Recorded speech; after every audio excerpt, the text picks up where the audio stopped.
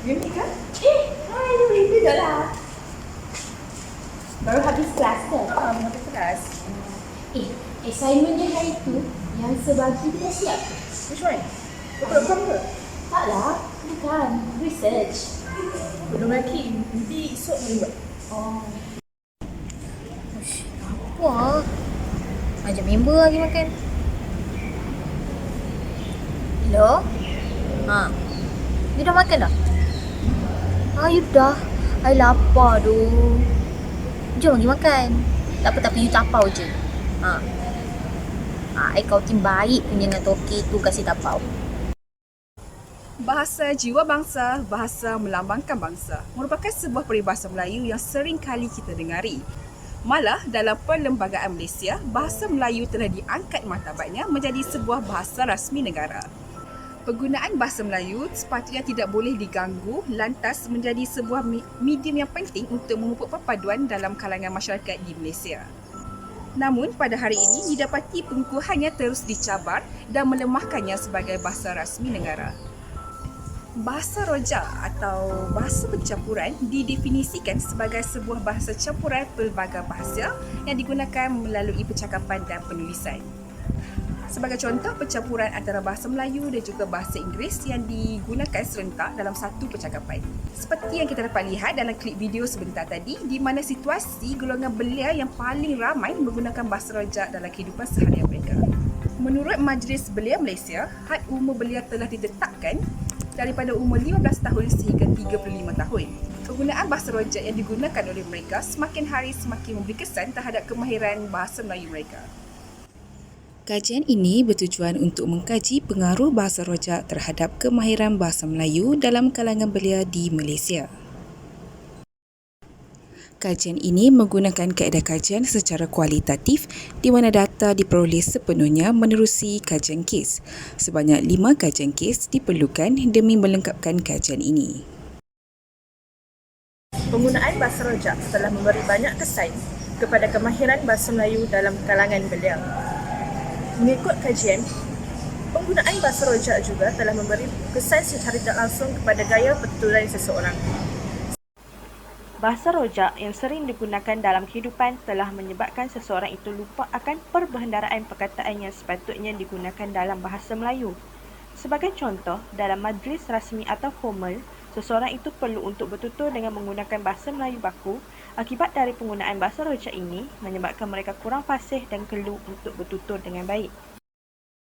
Selain itu, penggunaan bahasa rojak juga telah memberi kesan buruk terhadap gaya penulisan seseorang.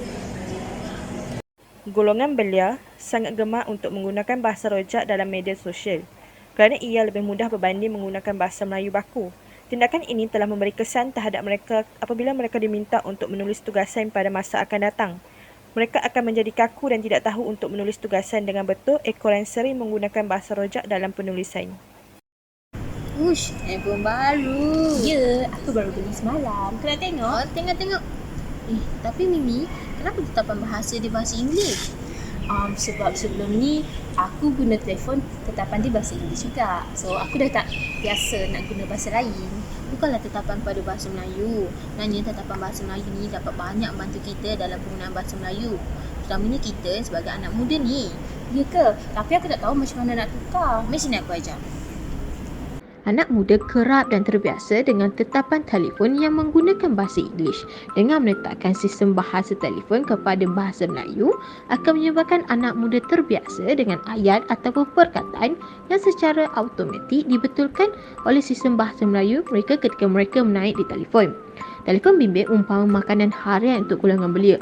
Malah, kekerapan mereka untuk melihat atau menggunakan telefon bimbit adalah sangat kerap. Dengan menukarkan bahasa Inggeris kepada bahasa Melayu di telefon bimbit akan membuatkan mereka terbiasa menggunakan bahasa Melayu dengan betul dalam aktiviti harian mereka. Nuri, kenapa media sosial awak macam ni? Yang ni je selalu keluar kat saya. Nurin, carilah media sosial yang menggunakan bahasa Melayu yang betul. Dan ini dapat banyak bantu kita bersibuk. Mari sini saya tunjuk contoh media sosial yang dapat banyak bantu awak dalam bahasa Melayu. Sebenarnya, media sosial juga memainkan peranan penting dalam mengawal penggunaan bahasa rojak untuk golongan belia. Kita tahu zaman sekarang, media sosial bukanlah sesuatu yang asing. Malah ia boleh labelkan sebagai normal thing ataupun perkara normal yang semua orang memiliki media sosial. Media sosial sepatutnya lebih menggunakan info-info yang dapat menambah pengetahuan belia dengan menerapkan atau mengeluarkan video yang berfaedah dalam penggunaan bahasa Melayu yang betul. Golongan belia akan mudah memahami dan mengamalkan penggunaan bahasa Melayu yang betul dalam aktiviti harian mereka. Kerajaan Malaysia seharusnya lebih kerap mengadakan kempen bahasa Melayu di peringkat kebangsaan. Penggunaan bahasa Melayu pada hari tersebut adalah diwajibkan. Bukan itu sahaja, pelbagai aktiviti yang boleh menarik minat para belia haruslah diadakan. Contohnya, aktiviti seperti pertandingan puisi dan pidato. Untuk menggalakkan penyertaan para belia, kerajaan haruslah menawarkan ganjaran yang menarik dan lumayan. Aku orang Melayu yang akan membela bangsaku. Penggunaan bahasa Melayu baku dalam drama-drama dan juga telefilm. Hal ini dapat mempengaruhi para belia dan secara tidak langsung dapat membantu untuk memastikan bahasa Melayu sentiasa tersemat dalam diri para belia melalui pengaruh filem. Ia juga mampu membantu para belia untuk mempraktikkan penggunaan bahasa Melayu. Contohnya dalam filem Mat Kilau. Kamu berani bermain dengan ajar. Kesimpulannya, dapatan kajian telah mendapati golongan belia lah yang paling banyak menggunakan bahasa rojak dalam kehidupan seharian. Hal ini telah memberi kesan yang buruk terhadap kemahiran bahasa Melayu mereka melalui pertuturan, percakapan dan juga melalui penulisan bahasa Melayu mereka. Umum mengetahui, bahasa melambangkan bangsa.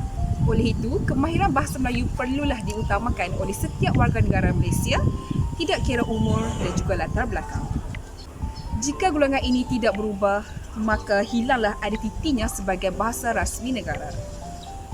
Oleh itu, sebuah usaha yang proaktif diperlukan untuk membendung masalah ini serta untuk meningkatkan penggunaan bahasa Melayu dalam kalangan golongan belia di Malaysia.